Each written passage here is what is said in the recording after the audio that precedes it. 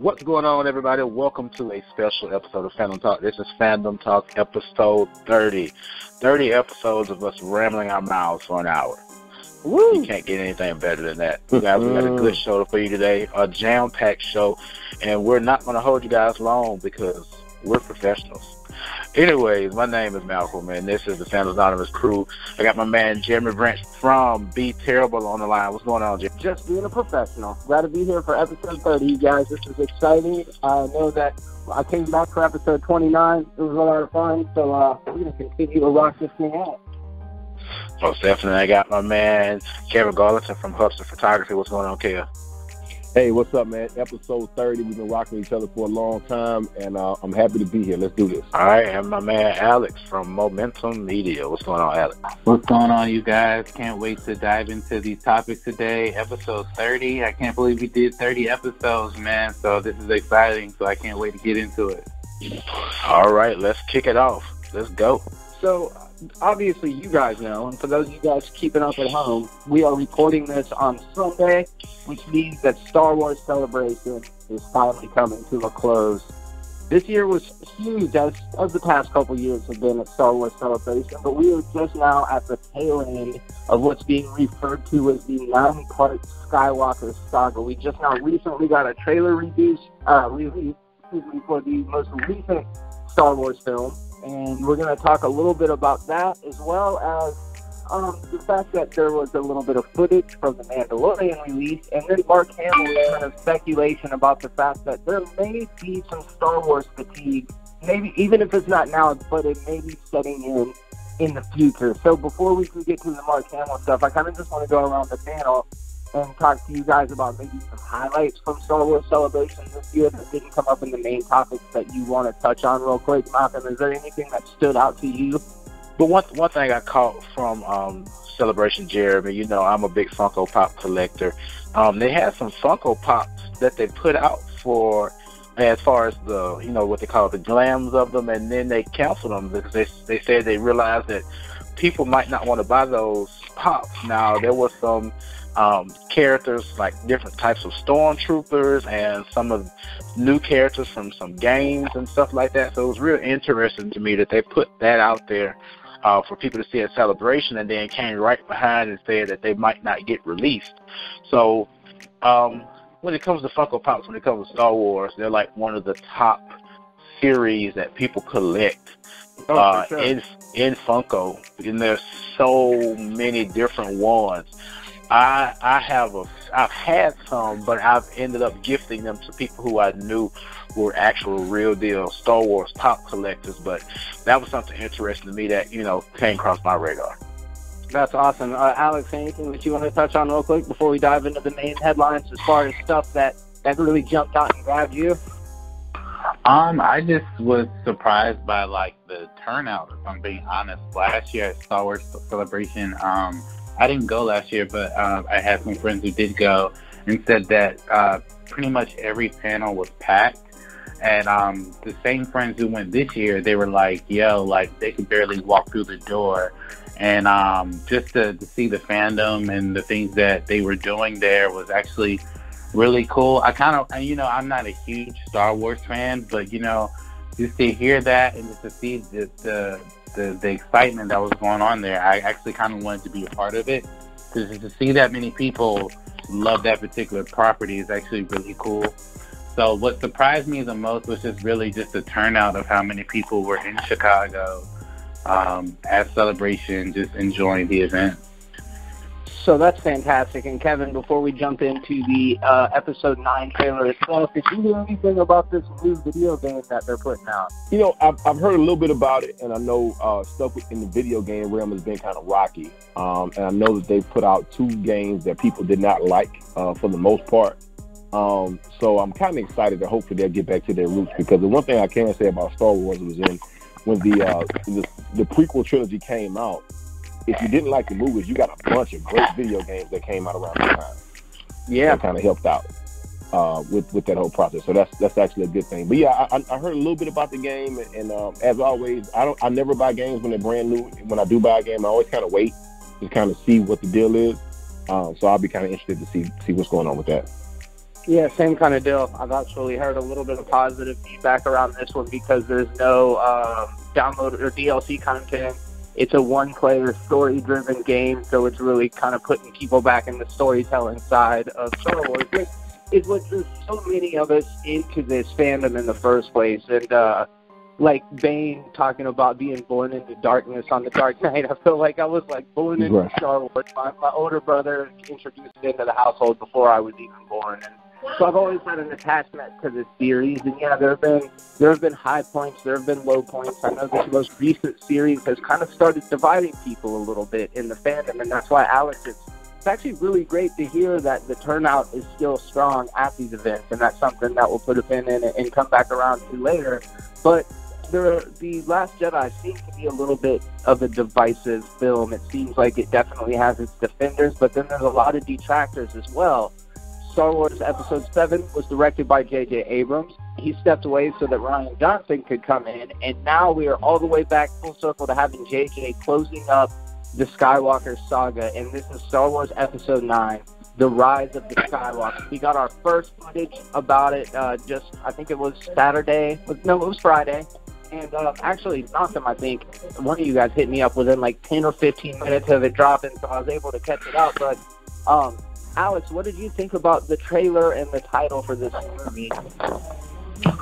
So, like I stated before, I am not a huge Star Wars fan, but I did enjoy the original trilogy, Episode 4, 5, and 6, and I enjoyed 7, and I've said on record that I've really enjoyed 8. I thought 8 was actually really good for the most part. Now, when I saw the when I saw the trailer for Episode 9, I'm not going to lie, there were a lot of unexpected things that I did not expect. We see Rey, running with the lightsaber, about to basically take down a Star Destroyer.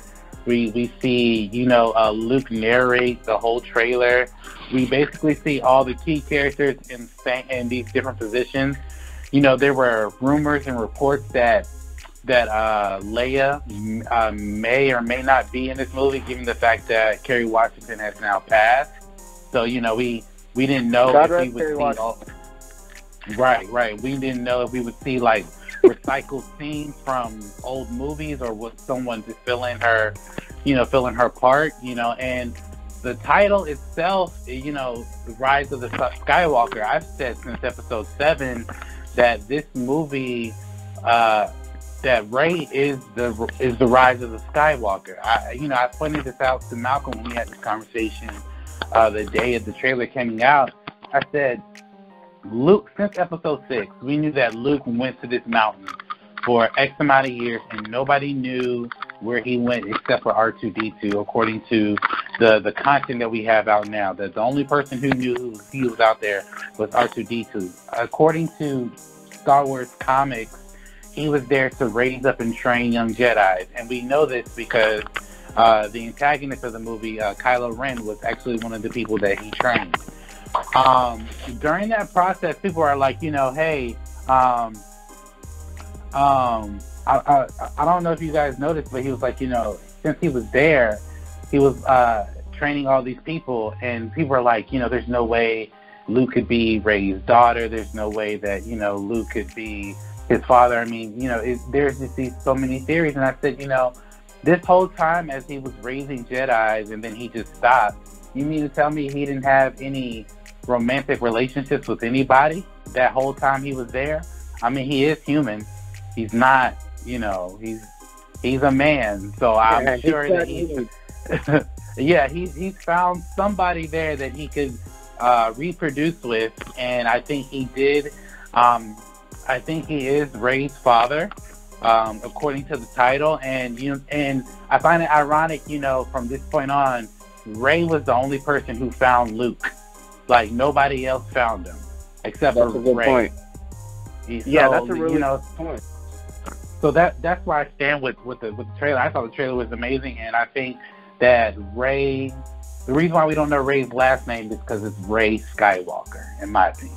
So A lot of great insight there. I do want to apologize to Carrie Washington for her listeners out there.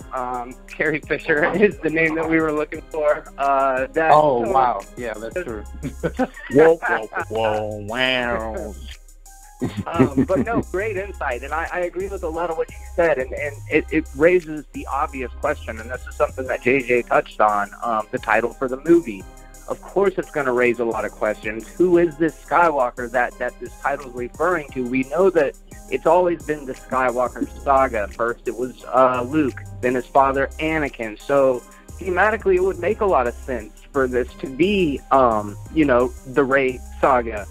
Malcolm, who do you think that this title is referring to? Who is the Skywalker that we're talking about? I don't believe at all that she's a Skywalker. That's just me. And I'm not a big Star Wars fan like Alex. I've been engrossed to it because of Kevin and Jeremy. That's how I've been sticking with it over the years. I don't believe at all that she's a Skywalker. Now, I know Kevin's going to come up with a point, so I'm not going to steal his point. But he said something to me that made sense and is plausible. But I personally don't believe that she's a Skywalker. Well, what are your kind of overall feelings about the trailer? Did you like the direction? Did you like what we see? The trailer was fun. It was fun. It was exciting. That flip over that TIE fighter though, oh my God! That's how you start off a trailer. That is how you start off a trailer. But it's real curious to know who's in that TIE fighter though. Yeah, it could be Kylo. Who knows? Who knows? That's where I'm at with that. Do you think, and I know that we'll just a yes or no, and then we'll turn it over to Kevin. Is it possible, Malcolm, that the Skywalker that the title is talking about is Kylo Ren? I don't believe any of that, and the reason I don't want to believe that is because I don't want to believe the obvious answer type situation. I want to be surprised. With you. Yeah, I like that way of thinking. Kevin, let us know kind of where your theories are at. What do you think about, first of all, how did you like the trailer? And then what are your theories about who the Skywalker is? Okay, so I'll tackle this as someone who was severely disappointed with The Last Jedi, somebody who kind of walked away from Star Wars for a while after walking out of that movie for various reasons that we won't go into because that's a podcast in itself. What I will say is this. I'm watching it, and I think I want to judge it first as a teaser trailer. I think it's a teaser trailer that does its job, right? It gets you to ask yourself, well, what's going on with this? Why is the title this? What's going on there? So it does its job. The only thing they got me excited for in this was when I heard Emperor Palpatine laugh, right? And I at the end, and I'm not one of those guys that's just die hard ready to see Palpatine again. It just made me think, okay, well, what do we have going on here? The reason why I agree with Malcolm. I don't think it's Rey that's going to be a Skywalker. And I'm okay if she is, though. It's not one of those things where I'm dead set against it. I'm not against it from that standpoint. I just kind of think that they could be talking about Kylo Ren. Now, we can go on and on. There's a lot of different things you can talk about, dark side force users or whatever. I just don't think Kylo has fallen to the dark side as of yet. And I think that this could be his rise into maybe saving the galaxy. Because once you hear Palpatine laugh, there's a couple different reasons why he could be there. But let's just say he's pulling the strings. It's probably going to take a whole lot more to bring him down than just one person. And I think this could be him. Not to discredit Rey and say that she didn't have a part, but I think this because we know for a fact he's a Skywalker. We know that. Right. So that's the one thing I think this could be. But again, I'm not of that clan of people that hate Rey and would hate it if she was a Skywalker. I'm completely okay if she makes it that way. I just don't think this is going to be, so on the nose as to this. But it could be. One thing nobody's talking about right now is, what's her name? Kerry Russell has been cast in a role. And it's a secret role, and nobody's talking about it. If you look at her and you look at Rey, there could be something there. And mother and daughter situation or whatnot. Everybody's throwing around Mara Jade. If you know anything about Mara Jade, everybody's saying she could be playing Mara Jade, who is the lady that actually married Luke and they actually had kids or whatnot. So there could be something there. So there's another thread to pull on here. I don't think it will be so on the nose. But I also want to say this last thing. I don't think it's going to be true to her parents or nobody's either. I think that's going to be the deal. So it's in the title is, The Rise of Skywalker, not Skywalkers, not the Skywalker, but The Rise of Skywalker. So I'm kind of curious to see how that's going to play out. Yeah. I like what you and Malcolm said about trying to go in a direction that's not as traditional or not as conventional, but George Lucas's focus always, with the circular or the ring storytelling or circular storytelling and all of that stuff, and basing it on very classic hero's journey literature and all of those kind of things. I feel like George Lucas always wanted it to be this very black and white, good versus evil, epic kind of thing. I know that when he did the prequels, he started kind of playing with the political intrigue elements and all of that. But, we know that JJ is definitely a lover of all things Lucas and all things Spielberg, so I don't know if he's going to, honor that tradition and keep it very traditional, because I think one of the biggest missteps, and Kevin, this may not speak to your experience, but I think what rubbed people the wrong way about The Last Jedi was that it wasn't afraid to kind of break with tradition and try and do different and maybe more confrontational, maybe more risky kind of things. So Exactly. Do you kind of see where I'm coming from with that? Oh, absolutely. I think it was a misstep though. There's nothing wrong with breaking with it, but I think what you have to realize is that the way we tell stories here, especially in America, and the things that we do, and I'm speaking right now from a movie executive standpoint, right? Not necessarily from a fan standpoint. The way we tell stories and the way we do things in the age we live in, I don't think it allows for Luke Skywalker to come back and not be as active as he probably should have been, right? So I see what you mean, yeah. Yeah, and the thing about it is they made a decision and we all got to live with it, and that's fine. But I think there are ways that you can accomplish all those things and bring it all together. I think that's what good films do. Not necessarily fan service, but bring it all together. Yeah, great points. And Alex, I kind of wanted to turn it over to you for a second. Do you think that because JJ's back to the series, that's kind of going to be the course direction that they take, is to give the fans what they want as opposed to doing something totally out of left field? To be honest, I don't think so, and I don't think so, but it's a possibility. And the only reason why I say I don't think so is because, keep in mind, JJ was supposed to do one movie and then be done with it. That's it. Yeah. He wasn't even supposed to come back to 9.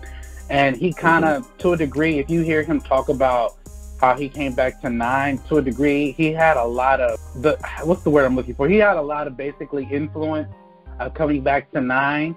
I don't think after understanding where the studio was coming from, I think he ultimately, folded and said, hey, I would be glad to come back to 9.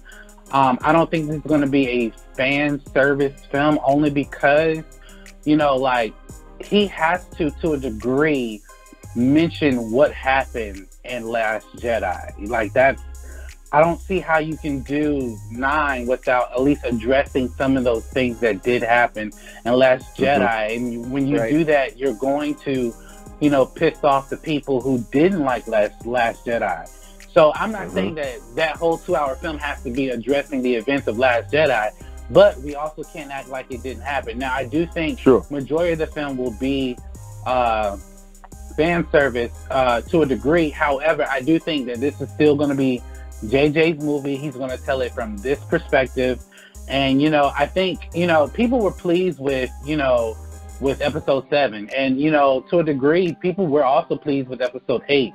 So if JJ wants to do something drastic, because keep in mind, when JJ did Star Trek, a lot of people were not also pleased with that movie either, because it's not authentically correct to Star Trek. If you watch that movie from the old film compared to the new film, it's not always on the nose. So I just think that he may do something in his own vision.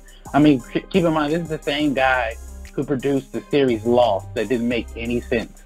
If you watch that show, didn't make any sense at all. So, I don't know what JJ's going to do, but I don't think it's going to be 100% full fan service. Well, so I know we got to kind of move this thing along. I just wanted to mention real quick that The Mandalorian is going to be released. They actually did a screening of the episode However, we're going to come back around to talk about Disney Plus a little bit later in the show. So before we move on, I just want to real quick get the temperature in the room. Malcolm, do you think that we are at any danger of, as Mark Hamill mentioned, hitting Star Wars fatigue with all of these new games, all of these new shows, new trilogies being announced, and so much Star Wars? Do you think we're at critical mass? No, not at all, because this is no different than when the prequels were out. It's time to get back to stuff outside of movies. Yes, we're having a movie coming out, but it's time to get back to the games, the animated shows, because one of the greatest games on Nintendo 64 was that damn Pod Racers. That was the game. So the fact that EA is coming out with a new Star Wars game, and they haven't done that since I think the name of the game was Unleashed, that series game that came out a couple years ago. I think it's good to get back to that, me personally. So I don't necessarily see a fatigue. Now, it can be a fatigue for somebody who's engrossed in it, like Mark Hamill is sitting in the middle of it. Like, yeah, Luke Skywalker. Getting sick of it. Yeah. You know, so me personally, no. Good point. And I kind of agree with you that maybe taking a step back from the big screen and kind of focusing on other forms and mediums might be the right path to take. But Kevin, what do you think about Star Wars fatigue? You know, I think I think when we say fatigue, I think we're strictly talking movies here, because there isn't really much Star Wars outside of the big screen right now. And I know we've had a couple of video games, right? But the way we consume content now, we don't have much Star Wars to go off of except for the cartoons, really. There's not much out there, right? So I think when you talk about that fatigue, I think it's with the movie. And you have to understand that The Last Jedi had a 44% audience score on Rotten Tomatoes. Right. And the thing about that is, look at the movie that came after that. Nobody went and saw Solo. And that's true. There are thousands of videos online of people asking folks not to go see the movie. I'm boycotting because of this or whatever. Now, we could get into, I don't even want to get into why, but you know what I mean? So my point is, the only thing that normalizes this type of behavior for the big screen is putting out a good movie. If JJ delivers, fatigue will not even be an issue. And then what you can do is take the pressure off your TV shows and your other content by not putting out some movies. Let the TV shows and those movies and cartoons or whatever have some time to establish themselves and solidify the universe that we're going to live in with them for a while, and then you come back later. I think that's so. I got Mark Hamill fatigue. That's what I got, right? So, and I'm just going to go ahead and say it. Mark Hamill, and I love the guy to death. Don't get me wrong. I think he was right to say when before The Last Jedi came out, he came out and he said, I told Ryan Johnson I fundamentally disagree with everything he's doing in this movie. Okay, I understand and I get that. It's a weird thing to say when you're promoting the film, but he said it, and I understand why he said it, because he knew from being out here with the fans that people were going to be pissed off at Luke's treatment in this film, right? So he had to do that. But my point is, then he went on to say how he would have done it, and that was trash. I'm like, okay, I feel you, Mark, but I don't want to see that either. You know what I'm saying? Yeah. And then now we go into this, right? And then now we go into this, and you're worried about fatigue. And if you're worried about fatigue, why just sign the contract to keep doing the movies? Like, let's stop. Don't try to push that narrative. Don't push it. Just address it, but don't push it. And that's kind of where I am with Mark right now. Yeah, that's actually really good points that you brought up. And Alex, I'm going to pass the baton over to you. And I kind of just wanted to ask, Kevin brought up the point that, like, good movies are the thing that is going to be the great equalizer in all of this. Do you think that fatigue could ultimately come down to just whether or not people like Episode 9? I don't think so, because keep in mind, because Kevin brought up Solo. Solo was a film that Star Wars fans, before it even came out, said, we do not want this movie. So it had a lot of heat going against it, and keep in mind, Solo had a lot of issues.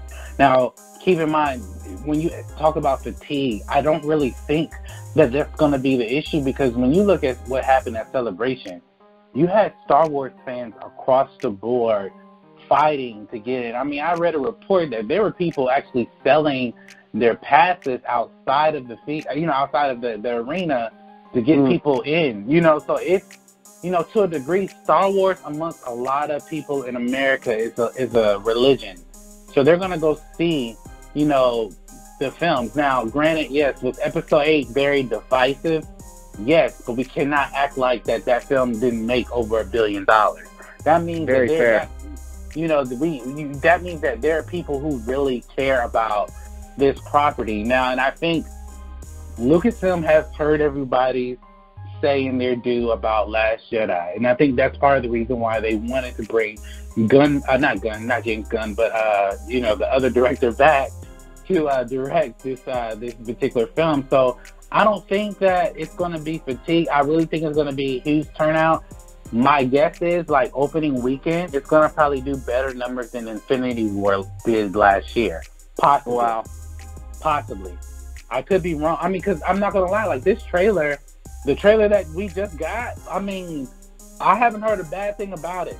And I'm talking about... No, not I haven't heard anything, like, I've heard nothing but good things from Star Wars fanboys, movie pundits, media critics, all of that. And, so I don't think that we're going to walk into this movie and people are going to hate it or people are going to be fatigued about Star Wars. No, I mean, like you said, they're even doing The Mandalorian, and people are already trying to get their Disney Plus subscriptions right now, and the thing's not even out yet, so I don't think there's going to be fatigue. If there is fatigue, it's going to be very small, but nothing super big.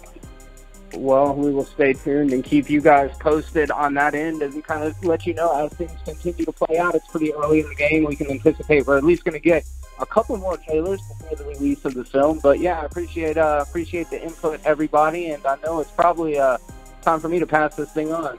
Yeah, I got it from here. So what we're going to transition and move on to some comments that Kevin Smith made about Tom Cruise playing Wolverine. And I don't really plan on spending that much time on this particular topic. So let me just set the table for everybody. Basically, in February here, Kevin Smith made some comments about if Tom Cruise came on to play Wolverine, the movie would make $1 billion. And he's basing it off of the fact that, the last couple of Mission Impossible movies have been really well received, really great action flicks. But one thing that I think Mark Bernard pointed out was, hey, Tom Cruise is older than Hugh Jackman, and just one of those things or whatever. And granted, both these guys look great when they show up for these films. Like, don't get me wrong with that. But I'm gonna go around the horn here. We're gonna give our opinions, and I'll say mine to last. So, Jeremy, what do you think about these comments, and what do you think about Tom Cruise playing Wolverine in the MCU? No. I mean, no. Not at all. Tom Cruise is fine, too, you know what I mean? Like, I think this is all just basically comes down to the height thing, right? Like, if Tom Cruise wasn't so short, nobody would have ever brought this up. But just because Tom Cruise is short, now all of a sudden Kevin Smith is attaching him to Wolverine. I see the logic, right? If Mission Impossible made $500 million and Logan made $500 million, I'm just pulling numbers out of the air here. I'm just saying, you combine those two numbers, you've got $1 billion. But come on, man, slow your roll. There's nothing about this makes any sense. I understand Tom Hardy's, he's already Venom, so we can't have Tom Hardy as Logan or what's his name, James Howlett, or any of his other, you know what I mean? Like whatever version of the story we're talking about. I think we need somebody else. I don't have a better option. I'm not going to Mark Hamill this thing, but Tom Cruise ain't it. That's just not it. Yeah. So Alex, what do you think about this? This foolishness we're talking about here. Yo, I'm not gonna lie. I agree with everything that Jeremy just said. I think that this is a dumb idea. Let me just first off by saying that Tom Cruise is an amazing action star. Agreed. His ability of acting, kind of fits the roles of being an action star. You take Tom Cruise out of an action film, I don't really know how well he would do. That's my thing. I can't take Tom Cruise as an actor seriously if it's not a Mission Impossible film, or like a film like Oblivion, or a film like The Edge of Tomorrow. All of the films I just named are action-related films where he has a gun in his hand. So every film that he has done outside of that had nothing to do with guns, fighting, or explosions, people don't mention them because they're stupid. They're stupid, and not because of the film. It's because people can't take Tom Cruise seriously outside of an action film. You know, like, so personally, if since, I mean, I don't want to disrespect Kevin Smith because he has a lot of insight about this business, more insight than I would say we have. But I do disagree with him where he says that he's completely wrong. Now, let me just go out and point out and say this, that when Hugh Jackman got cast as Wolverine, people hated that too, because people said essentially the same thing I said about Tom Cruise, right? But when we saw him in that role and he literally became Wolverine, and personally, I can't see anybody else play Wolverine like he did. Now, when you throw in Tom Cruise, I'm not saying that he can't do it. He may show us something differently, you know, but honestly, I don't know. Like, I even said when they casted Chadwick Boseman as Black Panther, I said, I don't know about this. I don't know. I'm not saying he couldn't do it. I don't see Chadwick Boseman embodying that role. And now that I've seen him play Black Panther, I'm like, yeah, that's Black Panther. Like, nobody can take that from him. That is our Black Panther. So, you know, it's very edgy, but I can't see him being Wolverine. I can't see him doing anything that doesn't require him trying to save the world from blowing up. And Wolverine does not fit that description. So, yeah, that's where I'm at with that. All right. Well, you know, we got our candid comments from Alex, and I go over to Malcolm, and I pretty much can guess what he's going to say. But Malcolm, what do you think, man? This is all I'm going to say. We're going to keep moving. If Tom Cruise can play Wolverine, then Tom Cruise can play the Green Power Ranger. And if y'all really know me, y'all really know I'm wrong with that. Oh my God. Are you serious? That is a first on this show, folks. You heard it right here. Episode 30. Malcolm just drew a hard line, not in the sand, but in the concrete. You hear me? Wait, can I just say this real quick? Absolutely. Jump in there. I feel as though anybody can play the Green Ranger. No disrespect. First of all, buddy, we went wrong. Hold on. Yeah, you called those fight words right there, man. Real quick. I'm gonna pull up. Real quick. This is no disrespect to Jason David Frank. I've met the man, is an amazing man, but if you watch Power Rangers now in 2019, it's morphin' time. I can do that. You know what I'm saying? Like, I'm just saying, like, I can do that. Like, I'm not. Hey. That is not putting down Jason David Frank because he only can do what he was doing. Yeah. But at the same time, I'm like, you know, I really can't see that's such a false equivalency. But you know, that's my 2 cents. That's my 2 cents. You better real disrespectful right now. I'm afraid to let this show go on. I'm just going to blow the whistle and say flag on the play, and I'm going to take the ball and run.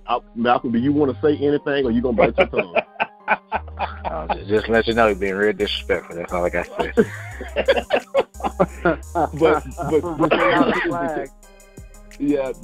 But back to the topic, though. Seriously, what Kevin Smith was saying, let's kind of break it down from one aspect of it, right? Nobody on this phone wants that for Tom Cruise to play Wolverine. If you look at the money aspect of it, he's talking about it would make $1 billion. I think and Alex, you hit the nail on the head. Looking at the movie business and knowing what he knows, he's probably looking at it saying international audiences will go out and see it, this and that and third or whatever. But let's be realistic about the casting of Tom Cruise and what that means.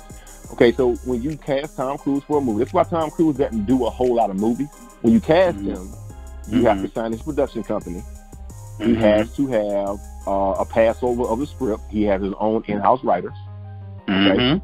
And there's a lot of threads that come along with that. So what you have to remember is when you cast an actor of Tom Cruise's caliber, if he does not fully understand Wolverine or he doesn't like something about the character, he will change it. And I think I can't let the conversation. That's a great point. Exactly. So what we can't do is have the conversation and not talk about what it means to cast Tom Cruise. Yeah, we can have the conversation on a topical level and say, yeah, people will come out and see it. No. I don't think that's necessarily the case either, because you can't just put Tom Cruise in anything and people are going to come out. Look at the box office for the money. It just did not work, right? And I know exactly a lovely and regarded character, and you're right about Hugh Jackman. But I would say this about Hugh Jackman. People might get pissed off when I say this. Hugh Jackman is a 10 times better Logan than he is a Wolverine. People don't like to they don't like to distinguish between the two. Yeah, but I will in this case.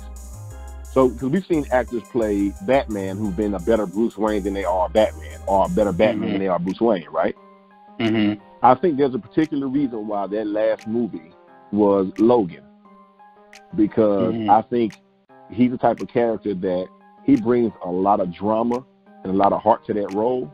But if you look at the way the character's been written historically from 2000, from that first X-Men movie up till now, he's been a brawler and not quite the master martial artist that we know Wolverine to be.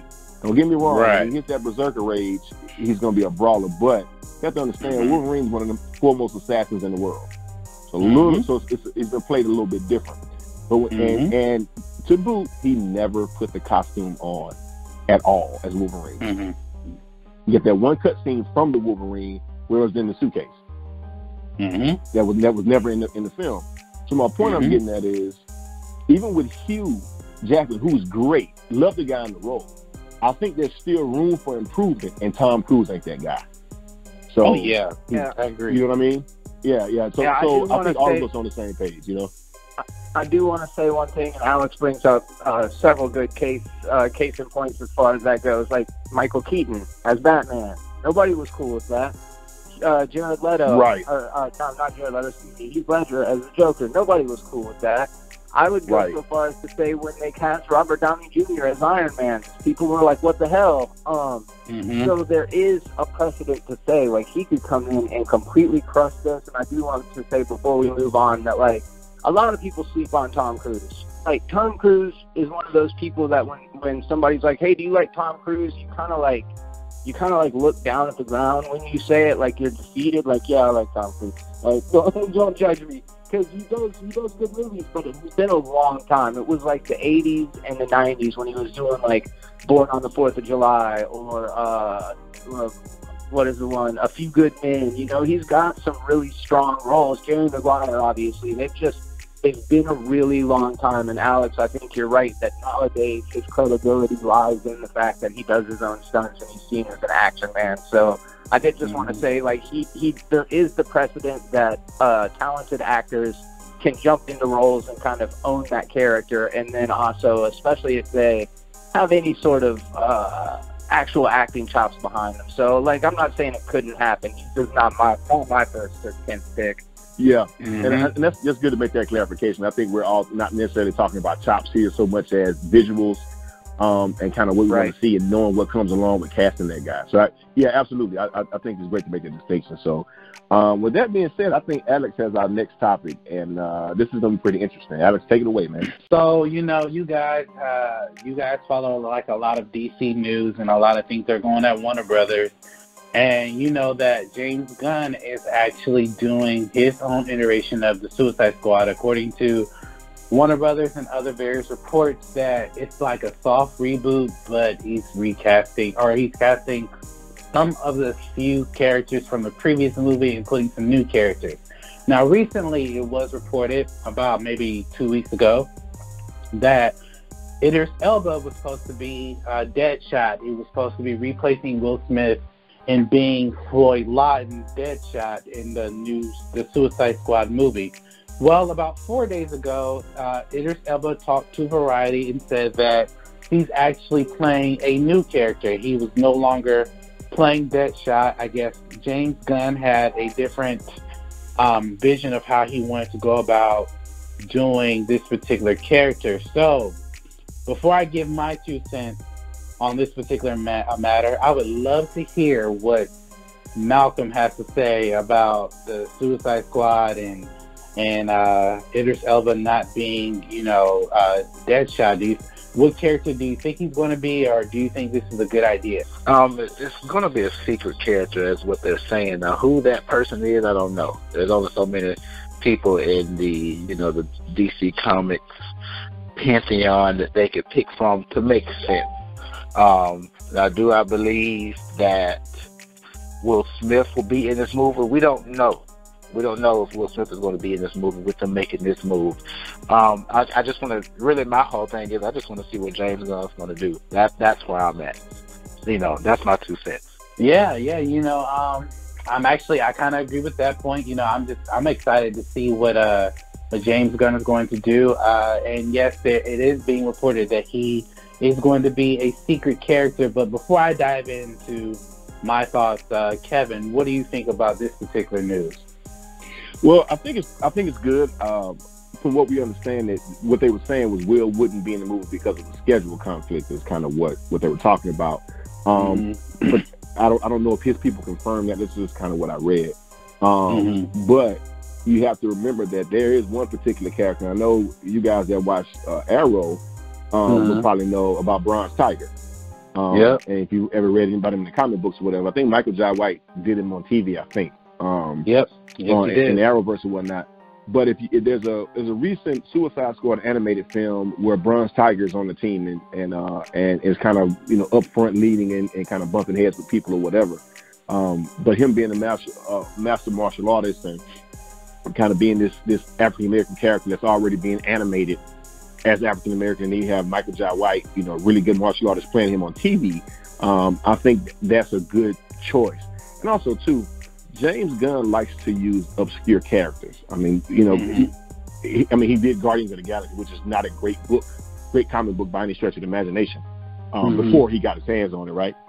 Then let's get to a couple of stories, but it's not a I read a bunch of it and I didn't really care for it as much. But when you look at the new lineup, which I don't have in front of me, it is all obscure characters. And one thing I want to say about this I like is that he brought back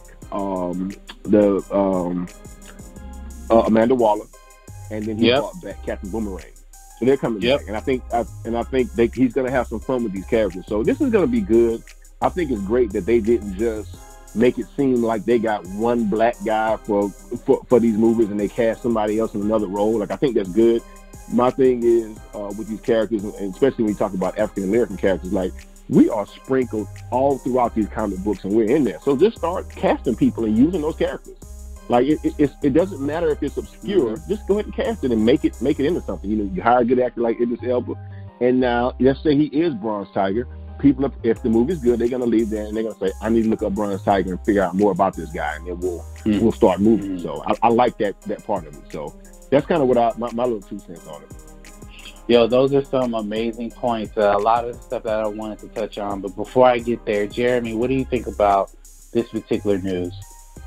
There's a lot to take in. Like, first of all, I love James Gunn, dude. He is like one of these really talented, gifted, kind of outside of the Hollywood system directors that's went all the way back to like Troma, in New York, like back in the mid '80s. Just like they had their own scene separate from the Hollywood system. They were making these low budget exploitation movies, and his roots are very much in this like kind of grimy, lo-fi aesthetic, and I've always really liked that. And then he did Guardians of the Galaxy, and it changed the way he was perceived as a filmmaker. And I love Guardians of the Galaxy. I think that they're some of the strongest parts of Infinity War are anytime the Guardians are on scene. There's just something about the chemistry of that cast. Now, there are striking similarities to me between Suicide Squad and Guardians of the Galaxy, and it really started for me with that trailer house edit of the Suicide Squad trailer, when they started splashing in all the neon colors and throwing all the pop songs over the top of the ads. That felt like they were pivoting it to be the DC Universe version of Guardians. So there was kind of that in the back of my mind watching Suicide Squad, and I felt like David Ayer definitely didn't understand that dynamic.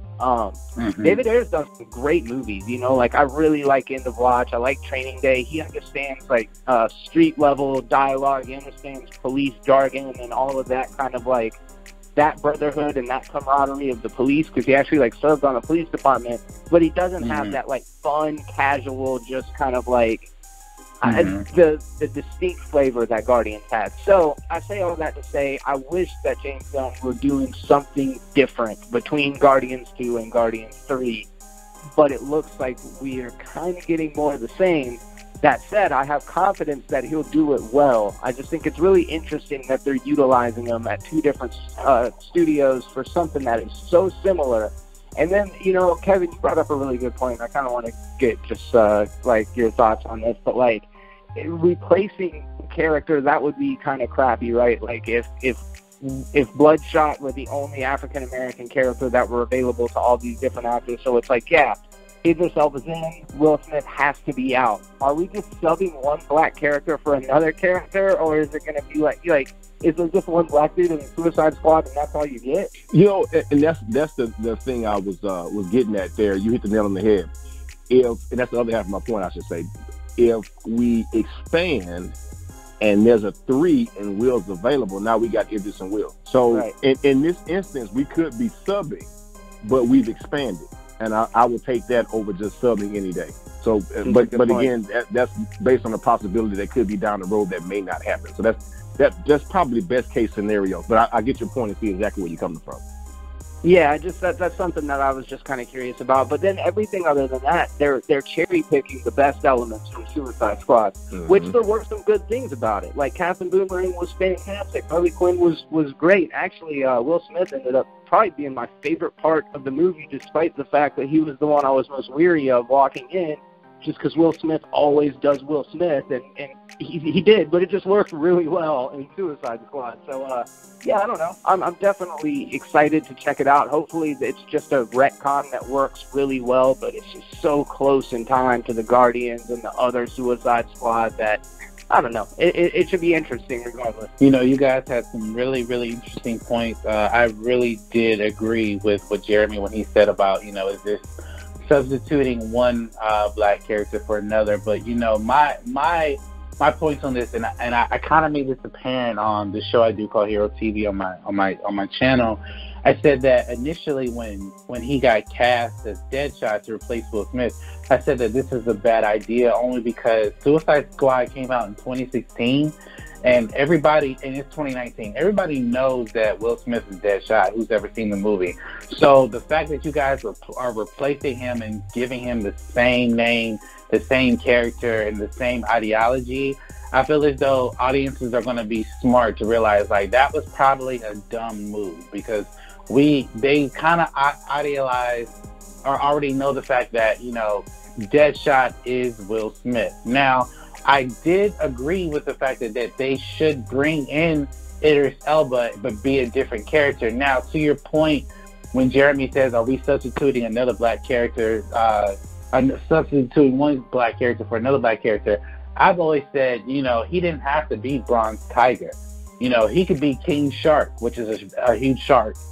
He could be one of Flash's rogue gallery like Mirror Master or Captain Cold. He can be any of these other different supervillains. You know, the Suicide Squad is a squad of people who just are switched out. If they die, they get a new member. Or if they don't want to do it anymore and still die, they still get a new member. So you have to understand that these come from various different supervillains that Idris Elba could be. He could be a CGI villain, or he can be a real authentic villain. Like, I would love to see him as Bronze Tiger, because I think that would be a dope iteration, because of the fact there aren't really any martial artists in that particular squad, except for if you consider Katana. You know, other than her, you know, like, there aren't any martial artists. And I think that Will, in my personal opinion, I think Will reached out to the studio and said, hey, I still want to be Deadshot. It's just because I'm probably filming Bad Boys 3 and these other projects that I can't do it right now. I don't think it's necessary to recast me just of yet. And I think that they didn't want to lose that relationship with Will. Now, that doesn't mean that Will has that much power. I don't know, but I have a feeling that we haven't seen the last of Will Smith being Deadshot.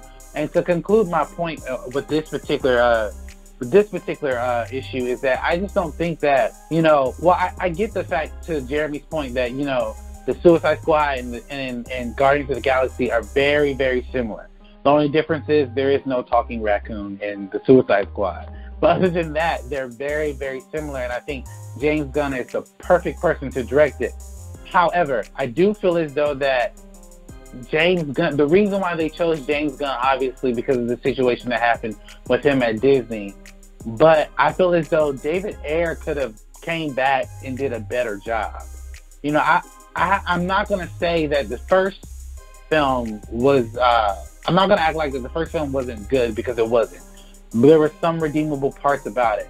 If anything, I think David Ayer could have learned from his mistakes and said, you know what, I'm going to switch it up like this, and I'm going to do it like this, I'm going to do it like that. And I think Suicide Squad 2 could have been good, because when I look at a movie like, he's done like In a Watch and Bright, I'm like, yo, the dude can tell a story. He knows how to tell a story. And I think he can do it if he had the right confines. And again, there's a lot of studio oversight. And my fear is with James Gunn is that how much is the studio going to interfere? Like, I'm not, and that's not the reason why DC has bad movies. So I'm not going to act like it's all the studio's fault. But at the same time, I'm not going to act like that they don't change things that the director wanted to do. That's part of the reason why most of these films are terrible. You know, and like, aside from Shazam was amazing. So like, for me, you know, wrapping up this topic here for this particular topic with Idris Elba, I think he'd be a dope addition, and I can't wait to see what James Gunn is willing to do in this particular iteration of the Suicide Squad. However, I would love to see him play a very obscure character instead of the obvious character like Bronze Tiger, you know, or some. I mean, I get it. We do need that representation, and I would love that, especially as a black person. However, I want to see somebody different, like King Shark. I want to see some like Mirror Master. I want to see different characters that we haven't seen yet, you know. So that's just me on that topic. Did you guys have any final thoughts before I go to the next topic? I just want to throw out there, King Shark is yeah, definitely, and King Shark is going to be part of the movie, by the way. Okay. He has been listed. He wasn't at first, right? So when the first reports came out, but James Gunn came back, and he's going to be part of it. So you'll get your wish on that one. But yeah, I agree with a lot of what you had to say. I'm not a fan of David Ayer, but we'll talk about that later. And then, but I'll get off my soapbox though. No, I feel slightly offended that Kevin doesn't like David Ayer, but we'll move on, I guess. Malcolm, did you have any final thoughts? I'm all for Gunn. Let's get it. All right. Now let's go into the next topic, which is the new Addams Family trailer. Recently just dropped not too long ago. I saw the trailer, and I didn't grow up watching the Addams Family. That's literally before I was born, but I have seen some episodes of it, and now we have this new iteration of the trailer. Let me give you my thoughts of the trailer first before I pass it along to someone. Personally, I think this is stupid. I think whatever studio is paying for this, they're going to lose money. This has nothing to do with nostalgia, in my opinion. This is a straight-up money grab. And I'm not going to act like that this franchise doesn't have fans. It does. But nobody asked for this movie. Nobody asked for this movie at all. And granted, it is an animated movie, so it's geared towards kids. So I get it. But I'm not gonna even waste my time to go buy this movie. I'm not gonna review this movie. I'm not gonna see the movie. If anybody who's seen Addams Family in general, they're just a weird family who live in a house that's full of spirits, and they think that is so cool. And personally, like and I'm not a huge horror fan, but personally, I just can't wrap my mind around a family living in a house that they know is haunted, and they just cool with it. Like, I can't wrap my mind around it. So I want to actually hear what Kevin has to say. So Kevin, I'm gonna pass this along to you. Yeah, I am. So I grew up in a little bit of a different era. I grew up with the Addams Family movies with Raul Julia, Angelica Houston. Yeah, we had Christopher Lloyd as Christina Ricci. So I have a bit of a different spin for this. However, I have to, I use my 7-year-old son as the gauge for this or whatever, and it's falling flat for him, right? Because he has no history with the Addams Family. So this is something that's going to be brand new for him, and we'll see what the trailers come up with and see if they can pique his interest. It's an old property. It was an old TV show that came on in the 60s or whatnot, and had a good revival in the 90s or whatnot, and we enjoyed it. But I am just kind of looking at, why are we doing this? Exactly. Yeah, so I'm not championing in this movie at all. At all. What about you, Jeremy? I'm really interested to see what you think about this particular trailer, someone who is a horror fan. Well, first of all, Alex, when you say you don't know how many people live in a house knowing that it's haunted, you don't know white people very well. We pay good money to live in a haunted. As a suburban white kid, the goth culture was pretty important to me in the 90s. I love this. I love this original movie. I think it is so good. Like, I don't know if you guys saw the Tim Burton Honest trailer, like for all of his movies. Did you guys see that? I did. I have not seen it. It's long. It's like 7 minutes long, but they go into the whole like Tim Burton kind of tropes and stuff like that. Addams Family is definitely a huge influence for Tim Burton. It was a comic strip way back in the day.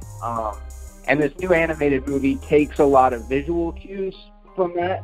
All of that stuff said, and kind of just half-jokingly, I'm a huge fan, but, like, there is no nostalgia for this because it's the wrong age group. Like you said, Kevin, like, kids today don't know who this is. It's like when they revived Peanuts. Like, I thought it was great, but who gives a shit? Like, it's kind of over, you know what I mean?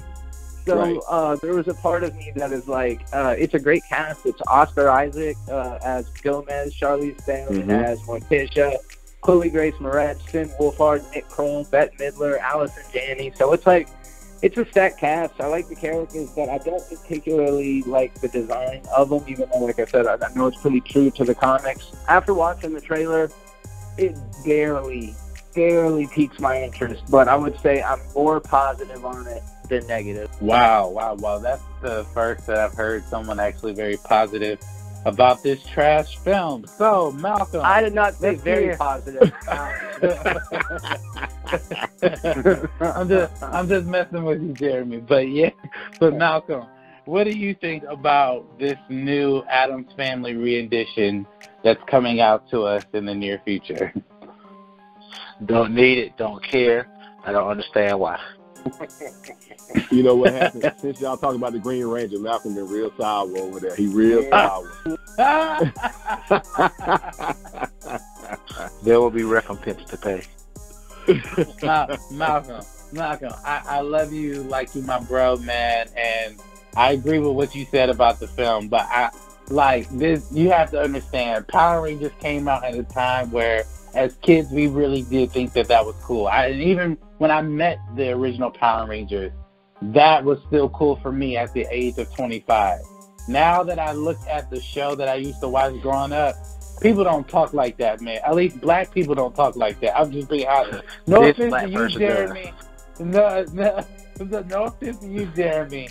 But, like, that whole, yeah, go get him. Yo, it's more like, first of all, you realize it took them like 10 seconds to turn into Power Rangers. You know what? This is not even the topic. But anyway, I'm glad. Yeah, you're digging a deeper hole, and Jeremy didn't even talk like that. So let's just making it worse. let's just keep going. But anyway, everybody. Anyway, I'm glad I got you guys' input about this, and I'm gonna pass it over to Kevin. So, Kevin, what you got for us today?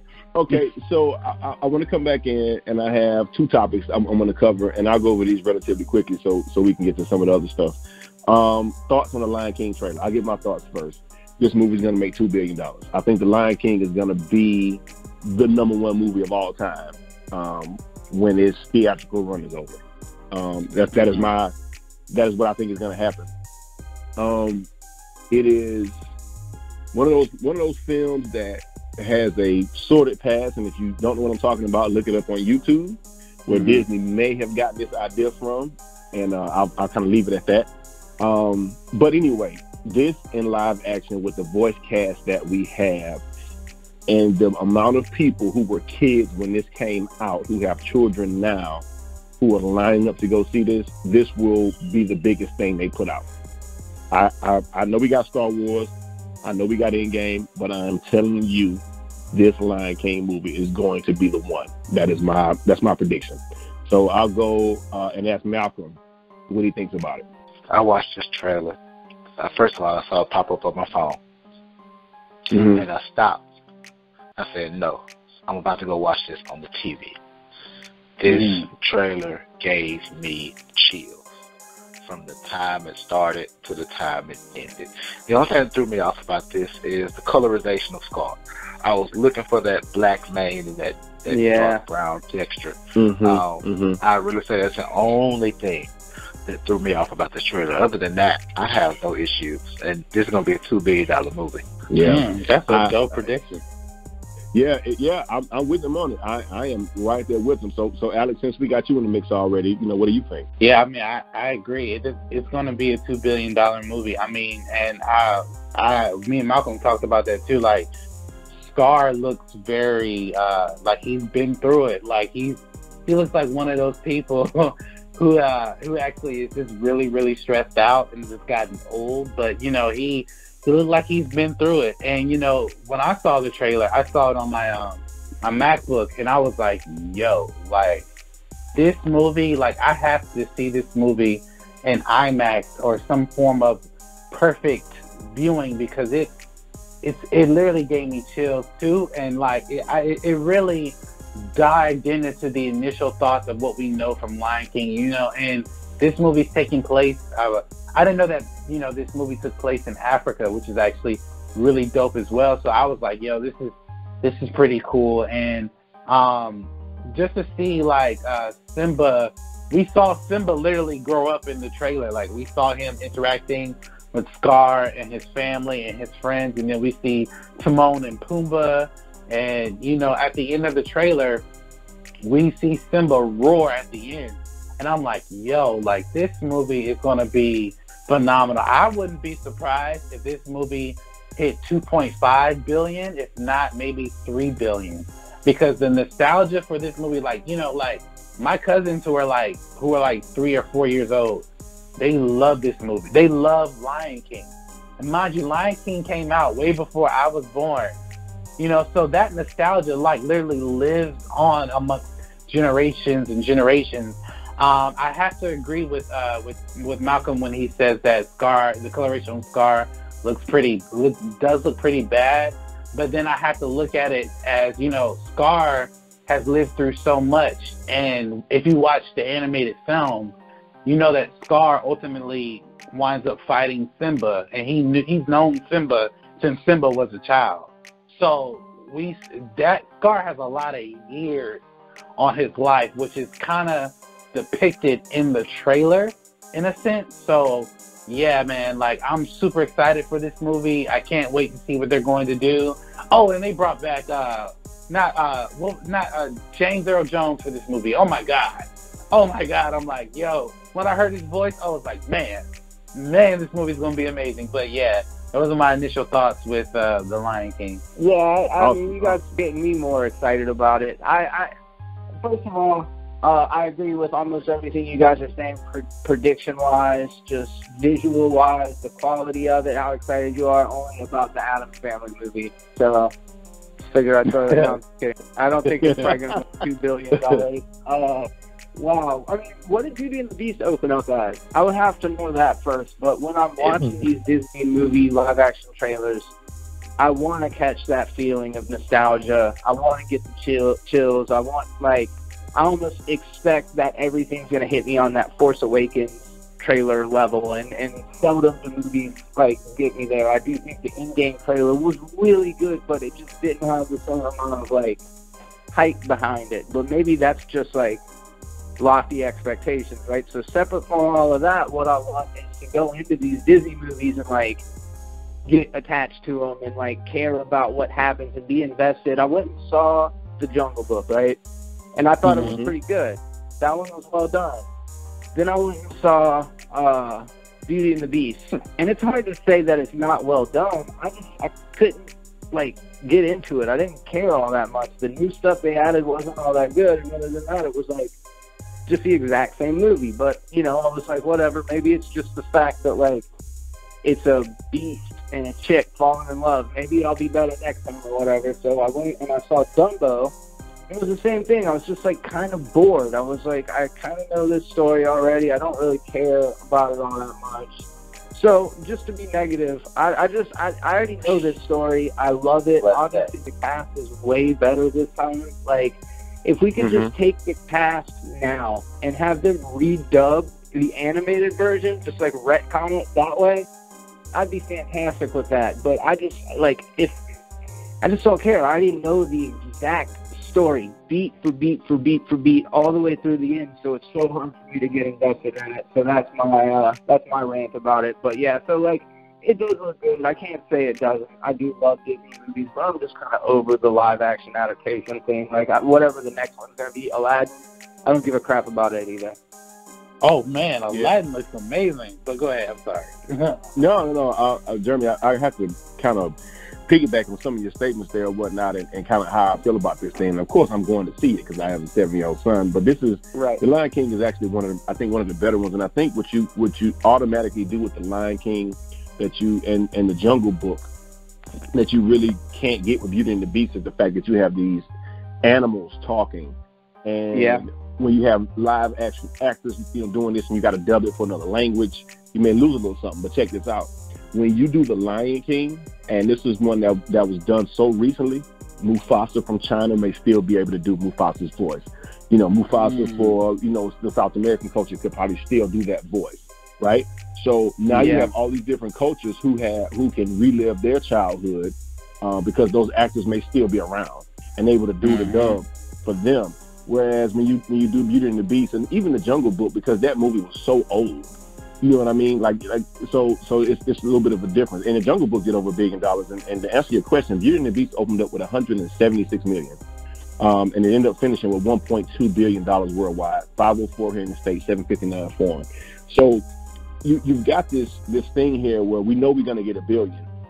And I think domestically, if we can reach about 800 or 900 million here in the States, which I think it would have to keep the movie in theaters for a while, but it could be done. I think they could get to the 2 billion mark. I really do. I think they're primed to kind of make a lot of money on this one. So, all right, we made it all the way around, and I'll go to my next topic, which is Coming to America 2.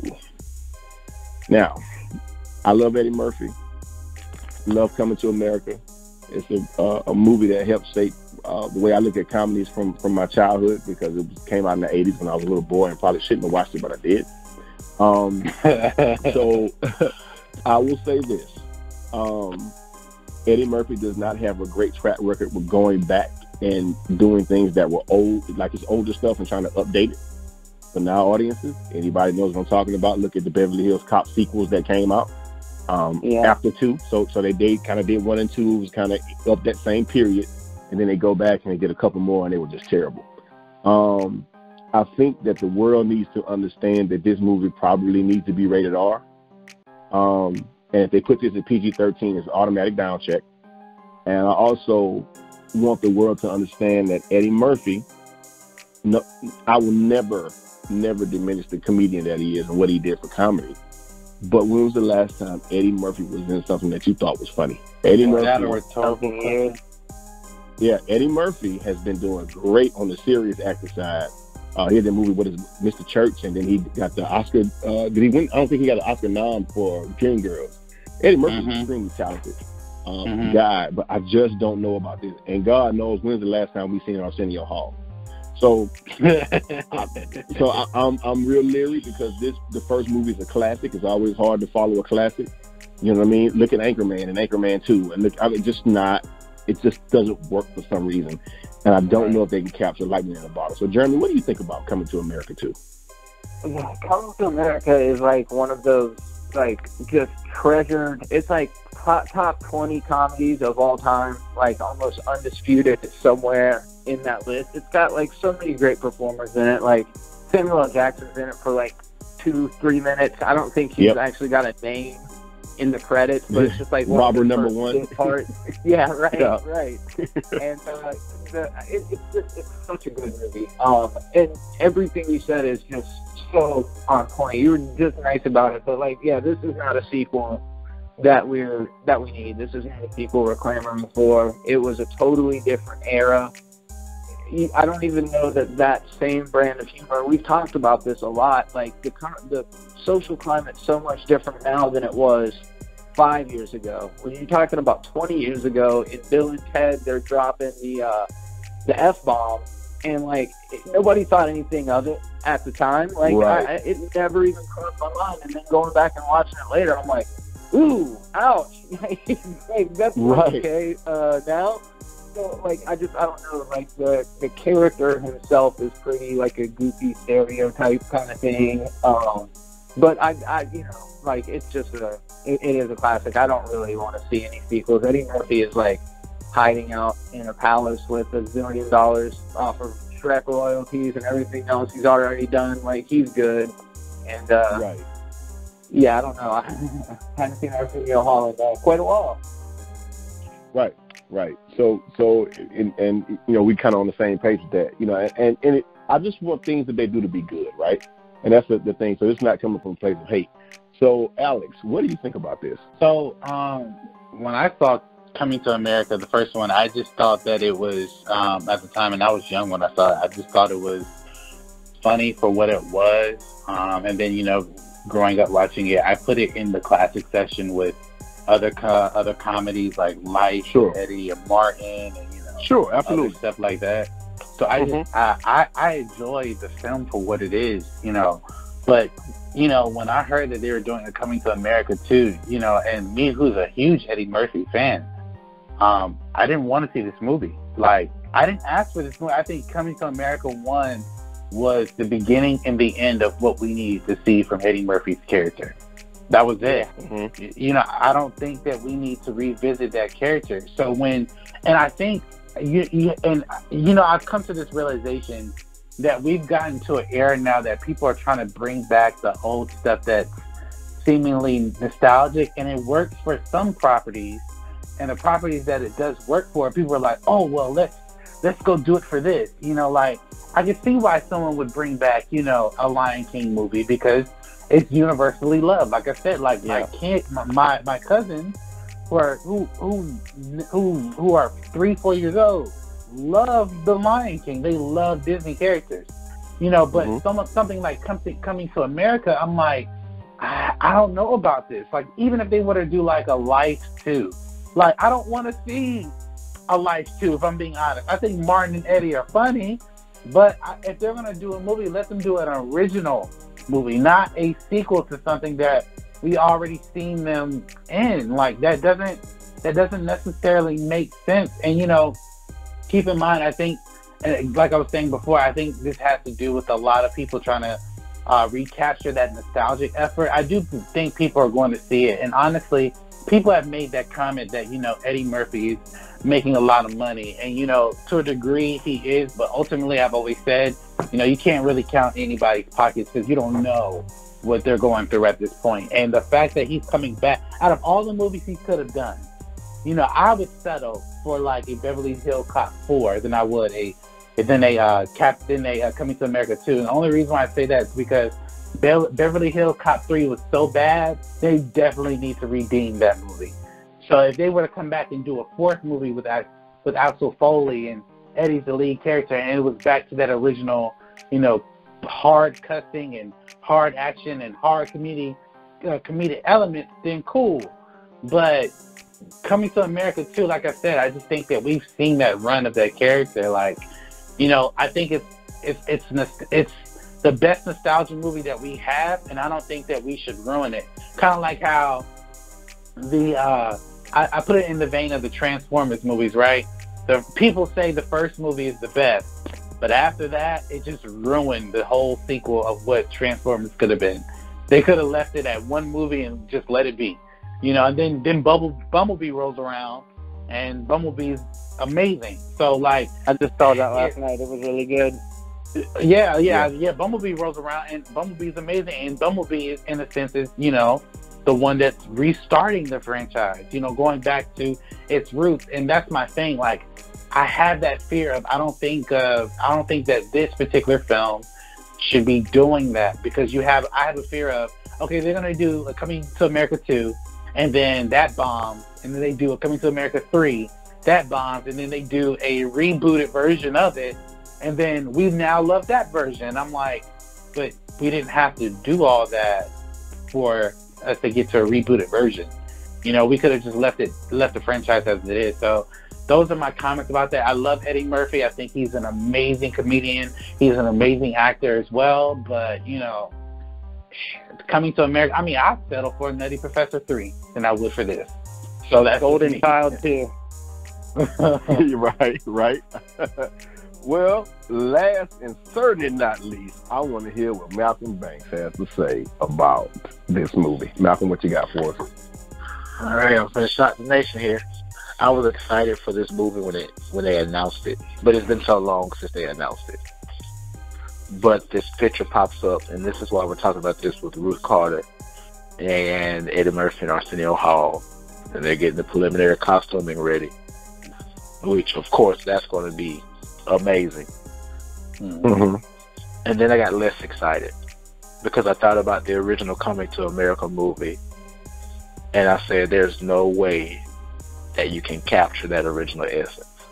Now, I'm not saying that that's what they're going to try to do here, but when you go into a sequel of something, you go back to watch the sequel because you liked what you saw the first time.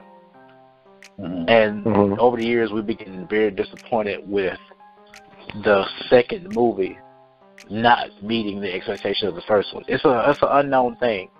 Again, you can have a second movie and not make your expectations or make it what it's about to meet the expectations of the first movie. But it's a known unknown thing that you're going to automatically do that. Right. That's just how it's going to be. So as I've thought about it the last couple of days, of course I'm going to go see it. Of course. But will it capture that essence?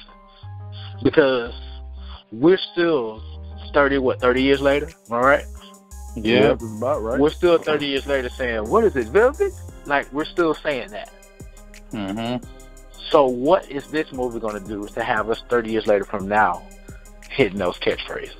Mm-hmm. That's just my 2 cents on that. Yeah, it was a perfect storm of Eddie Murphy's celebrity at the time on the heels of Raw, and what was the other really good stand-up special that he did? Delirious. And, like, he was just like a freaking superstar right there at that time when he hit his stride and did multiple movies. And it's just like, we're not there anymore. Like, I just think that ship has sailed. It has sailed, and I'm going to tell you why. Y'all, we went to Wakanda last year. So, oh, yeah. We you know, when you take us to Zamunda, we not with that no more. You know what I'm saying? Exactly. Like, exactly. You know, they was talking through the beads in their hands, and they was controlling the car from, you know, a whole half a world away. Like, we not in there waiting for the bathers to clean your penis or to pick up the rose petals, right? And the thing about it is, like, those movies don't compare, and I know it's unfair to do that. I'm just saying that the level of consciousness and where we are now is a little bit different. And if you look at Coming to America, it is definitely of its time. There's a whole slew of movies, and I'm not talking about just black film, right? There's a whole slew of films from the 80s that fit in that vein, that same type of comedy. Because you got to remember, Louis Anderson is in that movie. Oh, and also, by the way, you want to talk about extended universes? For those folks that may not understand, this is one of the first times we got an extended universe because the guys from Trading Places are actually the bums on the ground. And they say, Mortimer, we're back. So it's kind of it's kind of awesome, right? So it is very of its time. Look, like, and Jeremy hit this on the head. Like, look at all his success. You had Trading Places, Coming to America, you know, Beverly Hills Cop. All comedy is kind of that area. Well, comedy right now is in a bit of a different place. And all I'm saying is that they modernize it and they kind of capture what's going on now and what's funny about now.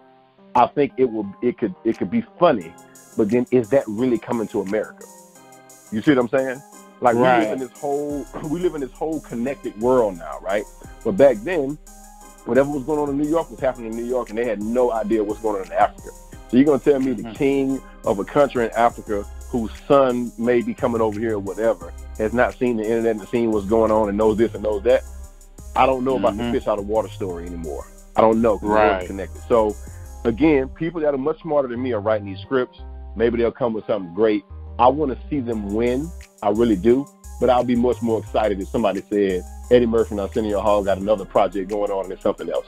right? Right. I would be more curious about that. So that's just my 2 cents here. And I think, we kind of went around the horn on that one and gave it its just due. So let's talk about the secrecy of in-game, right? And everybody knows that the Marvel kind of mythos or the way they kind of operate is they will put footage and trailers that don't actually make it into the films, right? So, I think the 3 of us here, 4 of us here, we can all talk about times we saw a scene. I'll use one example that we all know of. The whole team is running towards the camera for the Infinity War trailer, and then that shot is not in the movie. So there's a lot of secrecy around the film, a lot of fake stuff that's been put out or whatever. And we kind of want to talk a little bit about that, because we got in-game coming in about, 2 weeks or so. So, Alex, I'll go to you first. What is, the secrecy around this film? Obviously, we all think it's warranted because it's one of the biggest comic book movies of all time or whatever. But what things have you seen that kind of piqued your interest or you want to talk about in the vein of secrecy? So, like, what piques my interest is, the quantum realm suit. I've been trying to stay away from, like, theories and all this other stuff because I don't ultimately want to fall on a spoiler of some kind. So, but what's been intriguing me are these suits, that it's being assumed that they're going to the quantum realm. And I've said on this show and other shows, like, I don't know if they're going to the quantum realm. They could be going to a pocket universe. They probably have to go through the quantum realm to get there. But I'm not so sure that this is what's going to ultimately solve, their problems. But another big thing that really got my attention is that 1 minute clip that they sent out of them talking about how they're going to get their friends back and where was Captain Marvel and all that other good stuff. I said that even though that clip is amazing, I said that what's the most intriguing thing about that is that they're going to try to use the Infinity Stones to bring them back. Here's my thing with that. I have the Infinity War DVD. I watched the movie with the Russo brothers commentary on it. At the end of that, and this is not really a spoiler if you haven't seen the movie, but they said that the Infinity Gauntlet is now destroyed. That tells me that I don't know if the Infinity Stones are affected by that, but I don't know personally, for me, I don't know if this is going to be an ultimate solution of how they're going to get their friends back. Sure. I think there's going to be a time travel element, but honestly, I just think that when they released that clip, I'm just like, yo, I can't watch anymore because I'm so sucked in, and I think that, just hear them come together. Keep in mind, in that whole clip, Tony was nowhere to be found. So he's probably still in space as far as we know. And the fact that they showed us that, it was just so cool. And my last point, I really think there's a lot of misdirect in the last trailer that came out where we see Thor, Captain America, and Tony, Iron Man, they're walking towards Thanos. Because Thanos is like, you've done all this, and what it's done, bring you back straight to me. I don't know. I think that's such a misdirect. I don't think they're about to fight Thanos in that moment. I think they're going to have an encounter, but I don't think they're about to really face off against him like they're portraying it to be. So that's what's been intriguing me with that. Well, I think that's a good point that you made there, right? So the sound edits and everything, like, in the first trailer, we hear him give that speech. I know what it's like to lose and this and that, and it's the first thing you hear him say in the movie. It's not in the third act, kind of how they put it. So I agree with you wholeheartedly, and that is something we have to think about too as we kind of look into this stuff. And the speculation is on 1,000, right? We can pull up any theory video of how Wolverine to be in the movie to how the Silver Surfer and Galactus going to be there. You can pull up any theory you want on YouTube right now, support whatever you might be thinking. So, Jeremy, what do you think about the secrecy around this film and kind of the links they're going through to protect the plot and spoilers and whatnot? What do you think about that? I think it's really smart marketing. The fact that people I've heard in reference to the new Star Wars trailers say basically, we know that Marvel does a lot of misdirection, but we've not known Star Wars to do that. but this direction in trailers isn't a phenomenon that's been going on since the beginning of Phase 1 or something like that. I'm actually looking at a list in front of me, and it looks like the oldest movie on the list is Iron Man 3. It's got some significantly different Mandarin stuff in the trailer. And then other than that, it's a bunch of hero shots, like Spider-Man Homecoming, the scene where Spider-Man and Iron Man are flying together through the city. That's not actually in the movie, but it was like really prevalent in the marketing. And I think that it's that hero shot. It's how they were selling the movie. The same with the Infinity War Avengers Assemble that you had mentioned. It's got all of our heroes running towards Thanos at the end in the forest. I don't even think the Wakandan soldiers were ever shown in the forest in the final movie, right? They were just like in the plane. Right, you're 100% correct. They never made it to the forest. They were all out dealing with the Outriders. So that's just, again, it's just a cool shot. So I think it's smart for them to do it in Thor Ragnarok. They did it with the Revengers Assemble. It's Loki, Valkyrie, Thor, and walking next to each other on the Rainbow Bridge. That exact shot was never in it. So it seems like maybe Star Wars and Lucasfilm could learn a thing from Marvel and start doing that. Now, I know there's always going to be the school of thought, and I remember this in particular on the Rogue One trailers, where some of the stuff in the trailers didn't end up in the film, and a lot of the viewers were like pissed about it. They felt cheated that they didn't get what they were promised or what they paid for because they didn't get what's in the trailer. So I don't know if this is a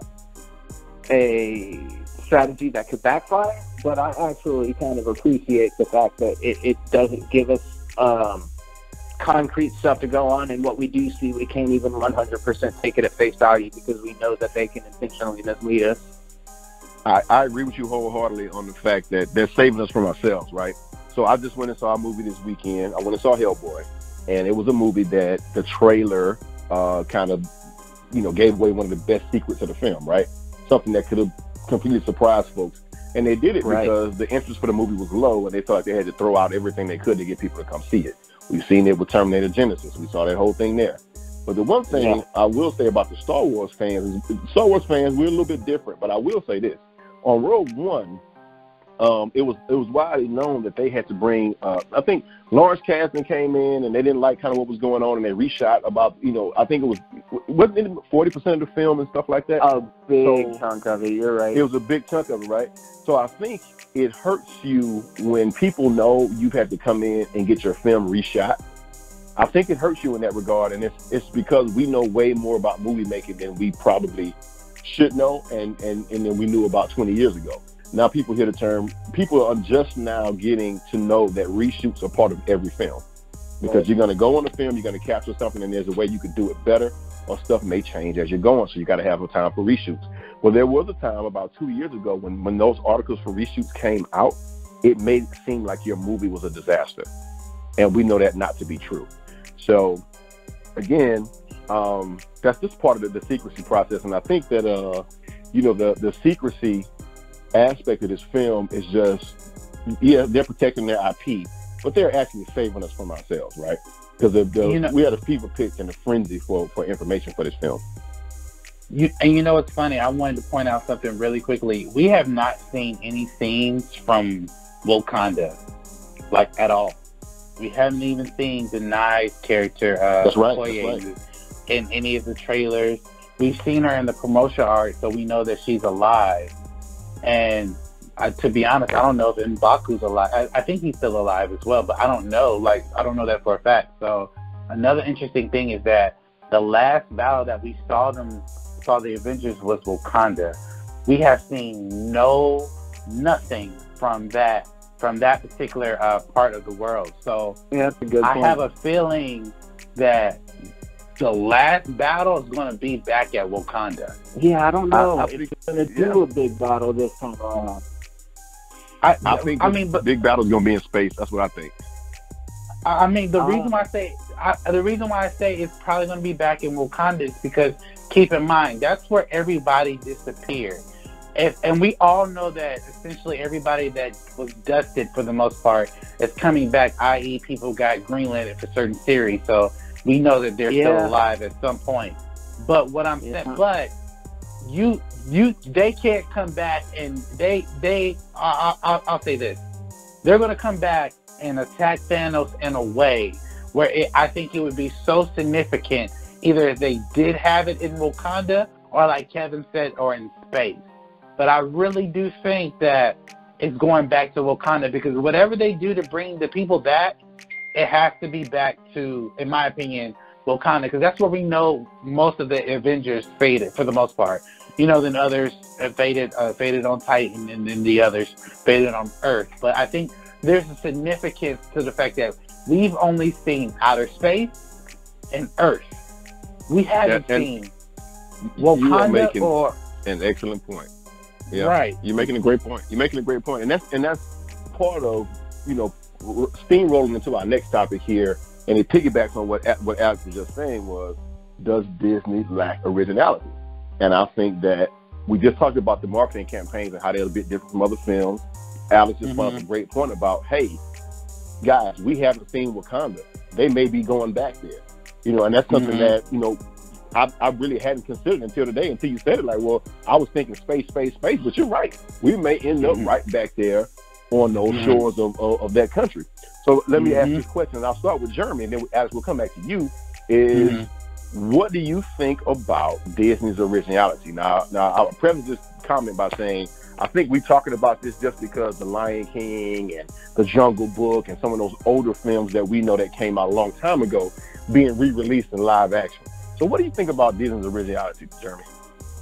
I don't know that what Disney is lacking is originality as much as what they have is good, strong market research, right?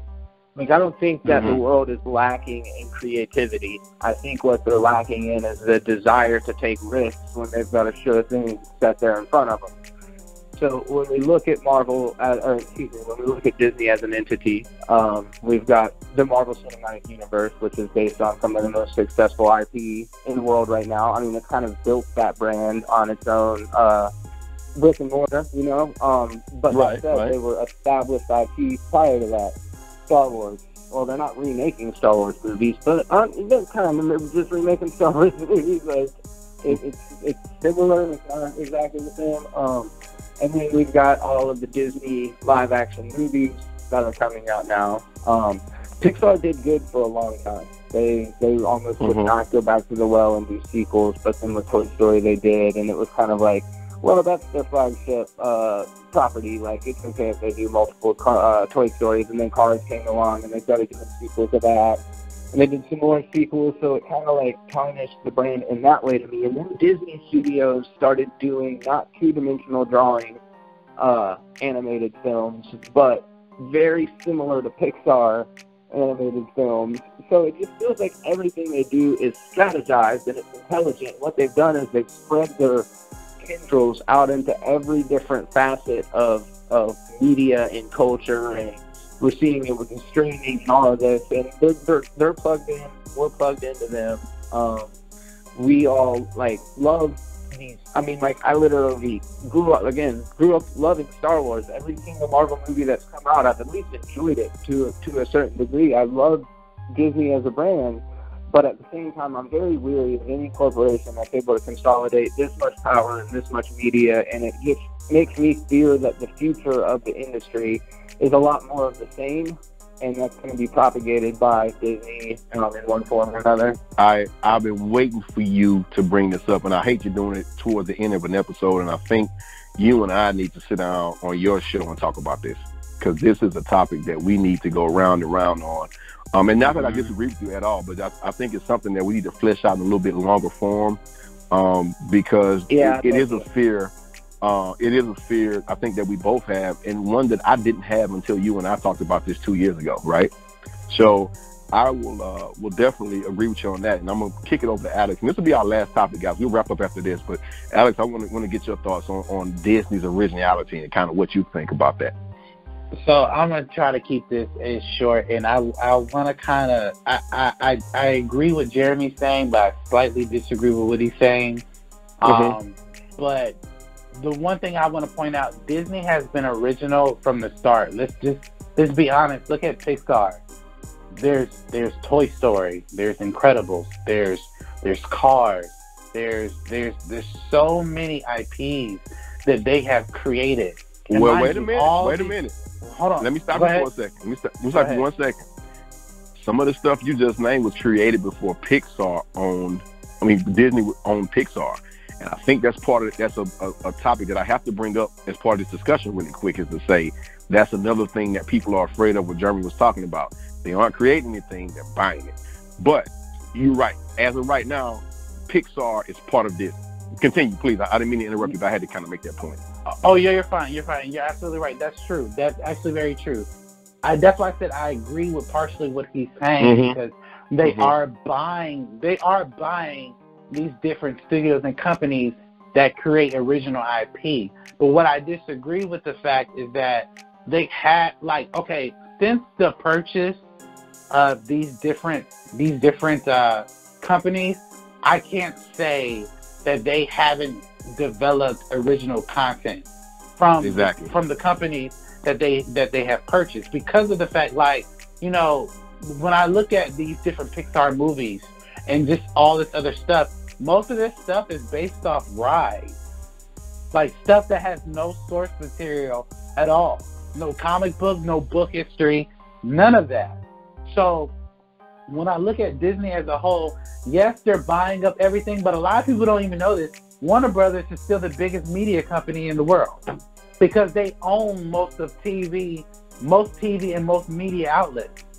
Disney only owns, you know, their stuff they're doing animated. They own ABC. They now own Fox in their media, and they're a half owner now of Hulu. So I can't say that Disney in itself is not 100% original, because before they started owning their stuff, there's a reason why Disney is the company that it is, because they had to create original content to get to where they are now. I will say this. It is becoming a problem where Disney is buying a lot of stuff from outside looking in. It seems like they're buying a lot of stuff, and they're just basically trying to take over the world. So if Disney were to say, okay, in 2021, we're going to buy Warner Brothers. Okay, at that point, for me, I'm like, all right, I'm just done. You clearly have owned the world, because now, mind you, I want to put this out there real quick. Fox decided, hey, we want to sell off our movie properties and all the other stuff. Disney didn't go to Fox and be like, yo, I would like to buy. No, that didn't happen. Fox was like, yo, we want to be a strictly news outlet, sports outlet, and all this other stuff that has to do with politics and sports. And we want to give up all of our movie and other media assets to another company. That's why Disney saw it as an opportunity and bought Fox. It wasn't like Disney just went to Fox one day and said, hey, we would love to have all your assets. That's not what happened. You know, and keep in mind, the same thing happened with Marvel. Disney bought Marvel because Marvel was suffering. Marvel as a company was suffering. And so Disney bought Marvel to basically take on that debt. So we have to understand that, like, even the films that we see from Marvel, right? I have to say that is original content, because if Disney didn't buy Marvel, because keep in mind, before Disney bought Marvel, Marvel was selling off all their properties, i.e. X-Men was at Fox, Spider-Man is still at Sony, and then you still have your core Marvel characters. And not a lot of people know this, but the licensing rights of Hulk are still at Fox. That's why there isn't a Hulk film. So now that Disney has bought Fox, they do have those rights back. But the point I'm making is that since they bought these companies, it created opportunity for them to make original content. So I have to say that there is an area of originality there. However, I don't think that as someone who's a content creator and someone who's a filmmaker, I have to buy something in order to create, you know, a original content. Because at one point, before this whole Disney Plus service was coming out, they were going to buy, they were going to buy Netflix. That was a rumor. They were going to buy Netflix. But they said, you know what, we're going to do it our own. We're going to buy our own streaming service. But, you know, so that's how I feel about Disney's originality. I'm going to keep this short because I don't want to, we could go like hours on this, but sure. Yeah, like I do believe that they are original to a degree. All right. Well, I think we've all kind of made our points here about it, and I think we've all kind of gone round and round. And I like where we are. I like the fact that we're having a discussion and we're able to take these topics and kind of flesh them out a little bit. And I know each one of us could go on and on about it, but at some point, folks, we got to cut it off. We all got lives. And also, you got to remember, winter is here. It's not winter is coming. Winter is here. And my man Jeremy Branch has got some people coming over tonight, so he's got to make sure he's got his crib together.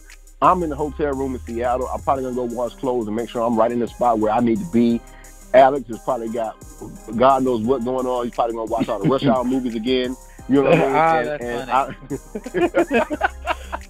Anyway, but guys, I want to just tell you from the bottom of our hearts over here at Fandom Talk, we really appreciate you tuning in and checking in with us and seeing what we think about these nerdy topics and whatnot. I'm not going to do Malcolm's signature sign off. I'm just going to tell you guys we had a great time and we'll see you next time. Peace.